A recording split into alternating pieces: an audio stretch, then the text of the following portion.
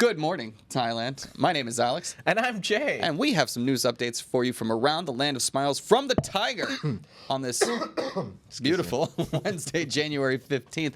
Now, before we begin, please remember to like and subscribe to the channel. It helps us out a lot. It really does. Indeed. Now, today, we will be talking about the smog that is choking Bangkok and Jay, apparently. Clearly, yeah. Rising concerns among Chinese tourists leading to travel plan cancellations en masse.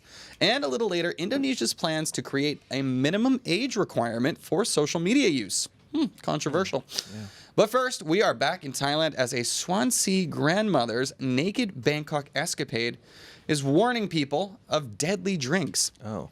This is a weird one. Now, 61-year-old grandmother Janet West from Swansea endured a harrowing ordeal after allegedly consuming tainted alcohol on Bangkok's Khao San Road during New Year's celebrations.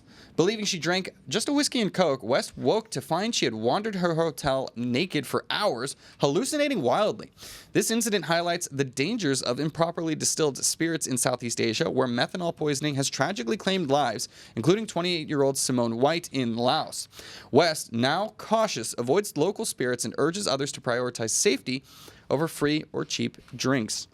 Okay, so allegedly what she's saying that my drink had something a lot more powerful than just a whiskey and Coke, otherwise I wouldn't be hallucinating and walking around drunk. Well, I'm inclined to...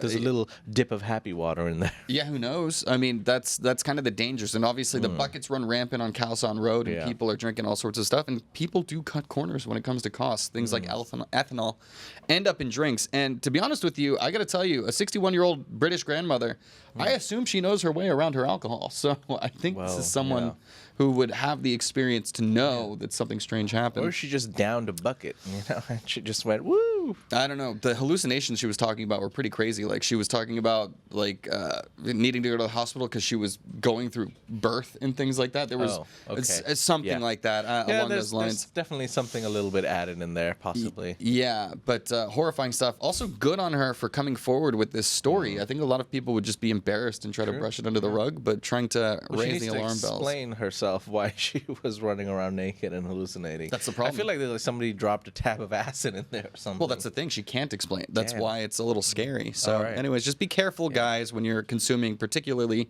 the cheap stuff or free stuff. I'm surprised that,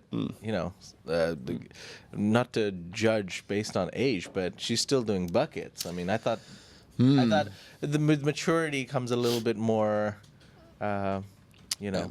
British don't mess around when it comes to partying. I got to tell you, man. Like, I've had my fair share of experiences. We're all immature, aren't we? We're just immature for life. We're just little kids. You'll just get older. Agreed completely. All right. So, could easily have happened to me. Yeah. I don't know. So, anyways, be careful out there, guys. All right, we'll move on to our next story, which is regarding Bangkok's struggle as toxic air reaches dangerous PM 2.5 levels. Toxic air in Thailand. Bangkok's air quality, in particular, has dropped to hazardous levels with PM 2.5 particles averaging 47.6 far from exceeding the safe limit of 37.5. The worst hit districts include Nong Kham, Khong Samwa, and Thonburi. Residents are advised to wear masks and avoid outdoor activities, especially those with respiratory issues. Cool weather in the region is expected to ease slightly, with temperatures in Bangkok ranging between 16 to 18 degrees Celsius. Efforts to combat pollution include a warm work-from-home initiative and clean air shelters in schools. Despite these measures, Bangkok's pollution crisis persists, with PM 2.5 levels significantly exceeding WHO guidelines. Yeah, those are some gross pictures. And we're living it a little bit. And it's not just Bangkok; it's happening in many parts of Thailand right now. So I feel it, man. I'm not gonna lie, because it's not that cold out there, and I feel like my throat's irritated a little bit, and I'm like, I drove here today, so. It's the smog. It's the pollution. Yeah, pretty gross. And I mean, honestly, on top of if you are in the roadways of Bangkok, you're probably experiencing a lot of it just in the environment from all of the cars and traffic that pile up. So now apparently it's even more than just your run-of-the-mill pollution. Gregor Brown says, no run for me today. Indeed, don't do your exercise outside when the weather is like this. All right. moving on to our next story. So there's been a lot of controversy about kidnapped and Chinese in trouble when it comes to sort of scam operations. But now it's leading to mass tourist cancellations. Now, a Hong Kong singer has canceled their tour in Thailand, and this is disrupting Thailand's plans for a bright 2025 year in tourism. So Thailand's tourism sector faces a blow as Chinese tour groups cancel bookings for the Chinese New Year holiday, citing safety concerns linked to recent job scam incidents in Southeast Asia. Hong Kong singer Isan Chan recently canceled his concert in Thailand, citing these very concerns. Key tourist hubs, including Bangkok, report significant cancellations, particularly impacting local hotels and charter flights like those of Thailand Air. While individual travel bookings remain stable, tour groups have the flexibility to cancel, amplifying the financial strain on airlines and hotels. Authorities are enhancing safety measures, but confidence restoration remains critical. This is exactly what we were talking about. With the negative news, we were like, hey, Chinese tourists there's a lot of them in Thailand. The economy does depend on them in a way. And yeah, they're going to stay away. Well, what's funny to me about the story is that it says individual bookings remain stable, but it's the tour groups that are canceling pretty in big numbers now. But that's how most Chinese travel. Yeah, panic among the masses. Yeah, and I gotta say that's big money. Like, you've seen them plenty of times, I'm sure. Like the flags where they're like herding 30 or 40 Chinese people to go from one Chinese restaurant to another Chinese restaurant. Not really big on local cuisine, those guys.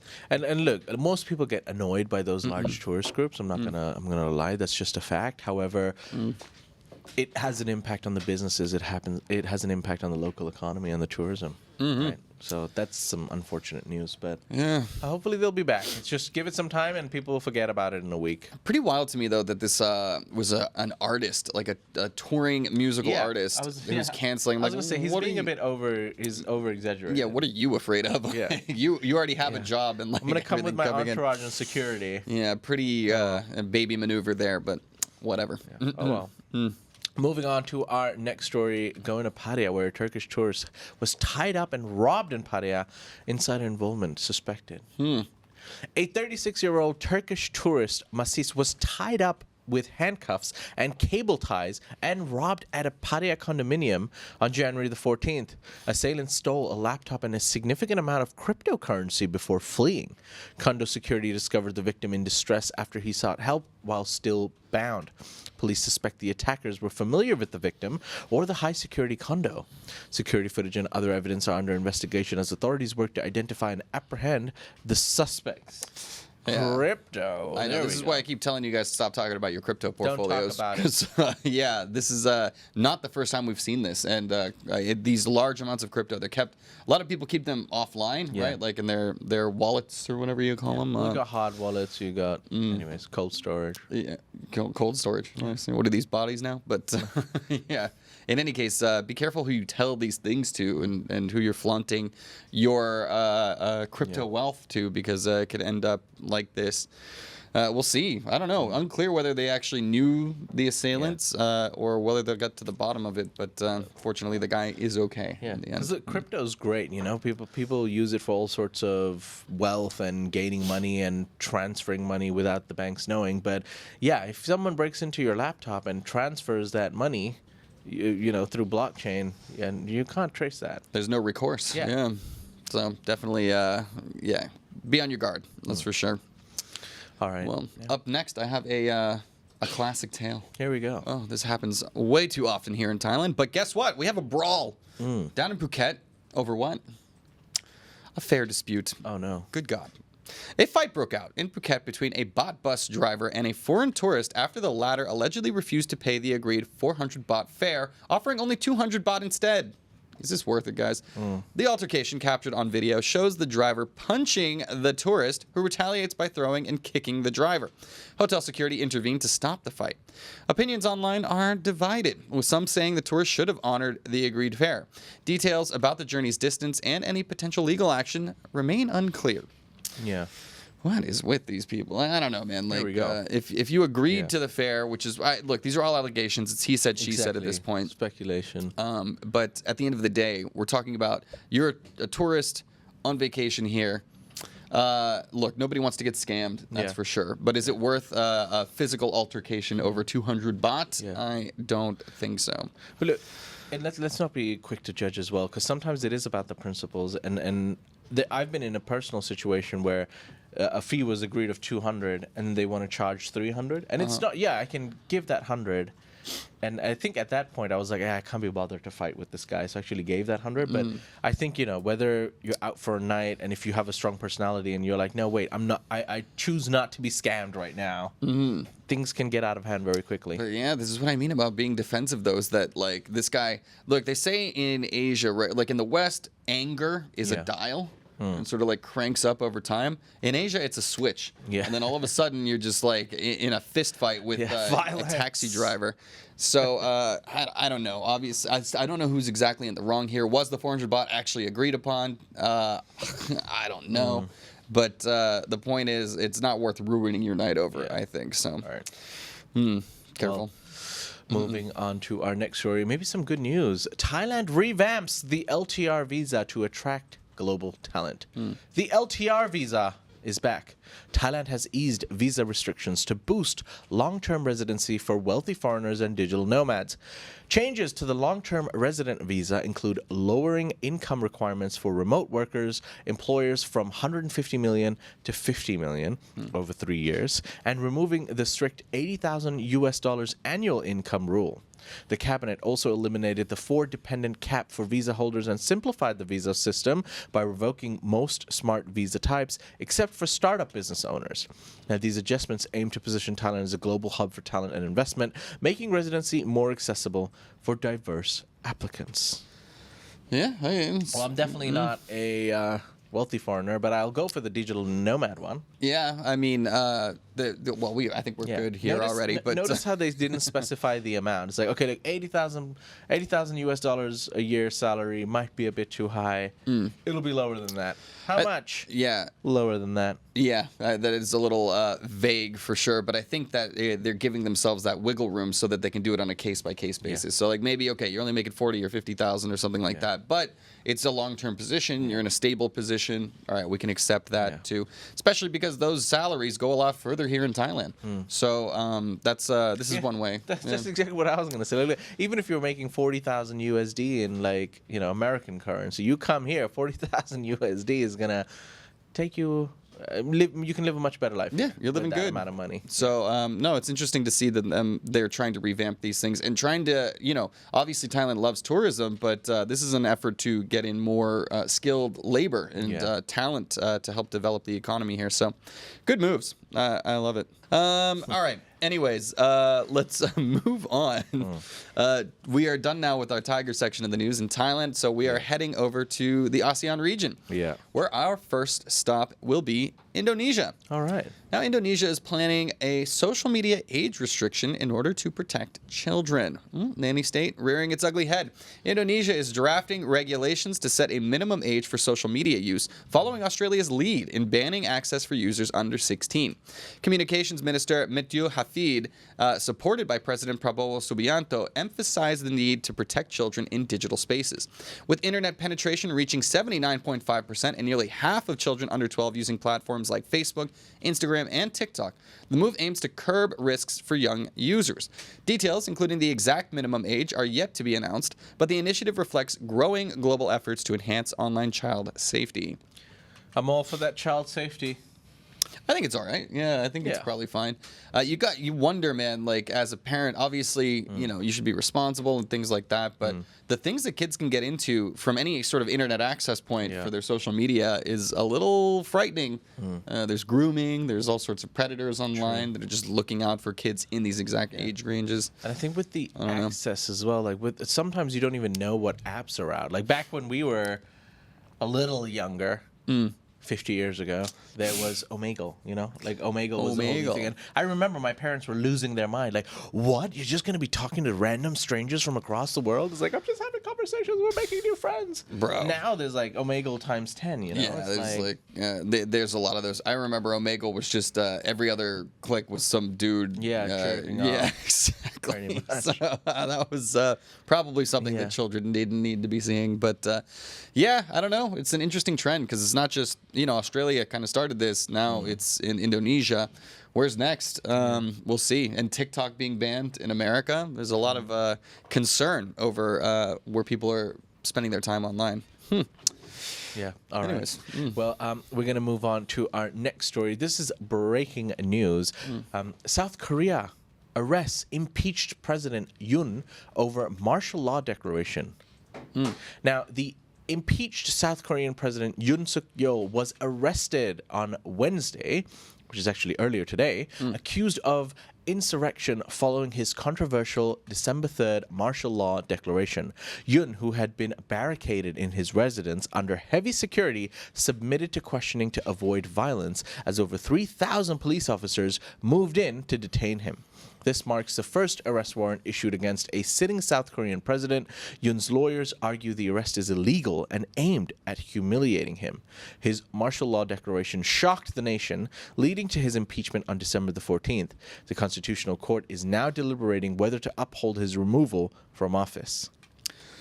big news, man. This Yeah. was like this was a siege in Korea. 2,000 3,000. police officers. 3,000.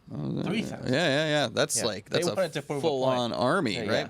And he had security forces that were backing him up and like holding them off. Yeah. This like I don't know if you saw the movie Civil War last year, but that was like very reminiscent of some Yeah. scenes in there. Okay. And fortunately, no violence in the end. He finally acquiesced, but.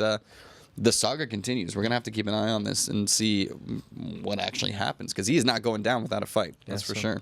Hey, Alex. Hey, What kind of American are you? I'm an American, Oh, not an American. makes sense. Yeah. Okay. Cuban American? Where were you leading to? That's going to get you shot. What? Oh, What? Moving on. I'm proud of my heritage. All right, on to our next story. Where are we going? Vietnam. Yeah. Vietnam and Russia have signed a nuclear cooperation agreement amid growing energy needs. Vietnam has signed a nuclear energy agreement with Russia's Rosatom alongside deals in the digital economy and maritime research during Russian Prime Minister Mikhail Mishustin's visit to Hanoi. The collaboration aims to restart Vietnam's nuclear energy program, vital for its expanding industrial sector. Despite U.S. sanctions on Rosatom, Vietnam continues to maintain close ties with Moscow. The agreement underscores Russia's ongoing role in Vietnam's defense and energy sectors, including oil and gas operations in contested South China Sea areas. Financial transactions between the two nations face challenges due to Western sanctions over Russia's actions in Ukraine. So apparently Russia still has some friends in Southeast Asia. Russia. Yeah, and the Vietnamese are one of those countries that tries to walk the tightrope when it comes to the geopolitics of the Western world. Yeah. So Russia is obviously under heavy sanctions from many Western countries. Vietnam, kind of going around them, eschewing them in order to benefit its own industrial development. We'll see. We'll see how it plays out. But I'm not sure that America, who also wants to play a heavy hand in Vietnam's development, will do anything about it. So we'll have to see. All right. For now, we're going to move on to the next story as Singapore turns to AI for eldercare. That's right. We don't need to take care of the elderly anymore. Just use AI instead, says Singapore.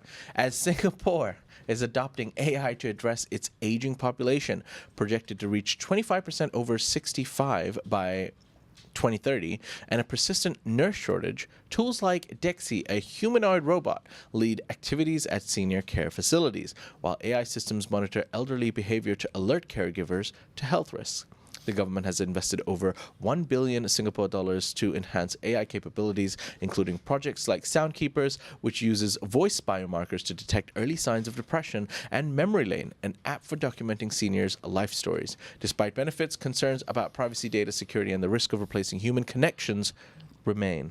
Sounds great, as in it can probably give the attention and care that they need. Gotta say, it looks horrifying. Yeah. I don't know. That's look. Note my last comment: human connection. Yeah, that did not look very human at all. Very uncanny valley kind of situation. But at the end of the day, if there's nobody doing this, then are these tools necessary in order to help with this is going to be a problem all around the world, right? Singapore just happens to have the wealth to be able to create and use these kinds of tools.